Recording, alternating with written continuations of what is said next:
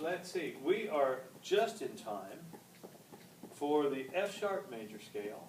Noah. All right, so F sharp. That was a good try, though. No, you mean Josh, right? So it would be F sharp, Mm-hmm. and then G sharp, Mm-hmm. and then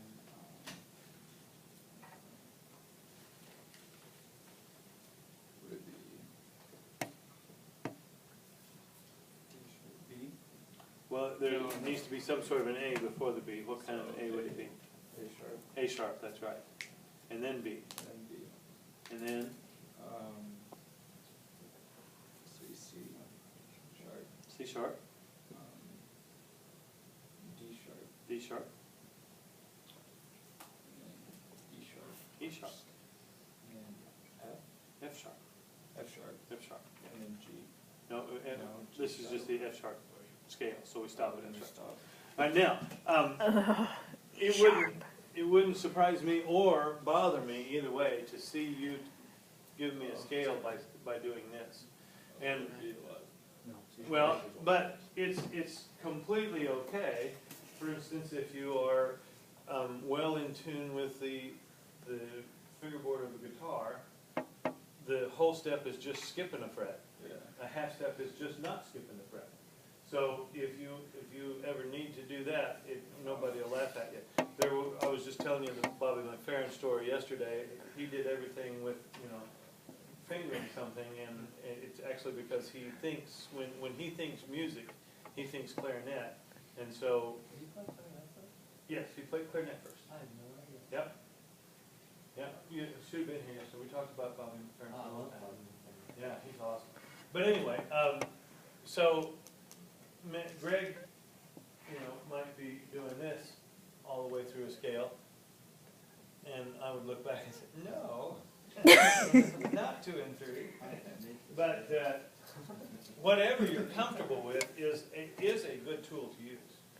If you're comfortable with the saxophone, and in other words, when you think about an instrument, whatever instrument your mind goes to, that's the one you're most comfortable with. And if you need to say F sharp or F sharp to G or something like that, that's fine. You need it. Singers are the poor souls that don't always have something to relate to, and but you can actually relate to solfege, so you have something anyway. Very good. Now let's talk about some relationships that will help us with the harder scales, and also realize that nothing in music is in a vacuum. Everything in music is related to something else. Isn't it interesting that we talked about yesterday when we said that if we were going to learn a trick to the flat keys, we had to memorize 2 things. That C has no flats or sharps, and F has one flat, and that flat is B flat. B flat. Isn't it interesting that F sharp is everything sharp except B? F is nothing sharp but B, which is flat. Right? All right. So, and we can make other correlations as well. So, sometime if you're really in a big hurry on a test, and it says right off the F sharp scale, you could think, well, I know the F scale. That's 1 flat. So the F sharp scale is everything but B flat. And just put it down that fast. Okay. Let's go on to the last one. Let's see. It is Josh's turn. Josh, how about the C sharp major scale? Tell us what you know about it first. 7. They're all sharps. They are all sharps. Now you can say them if you want. C sharp, D sharp, E sharp, F sharp, G sharp, A sharp, B sharp, C sharp. Very good. B sharps. C natural is nothing sharp or flat. C sharp is everything sharp. C flat is everything flat. Okay? So even though they may be the hardest scales to play, or the hardest key to play in, they're the easiest scales probably to remember because anything involved in C is either everything or nothing, right?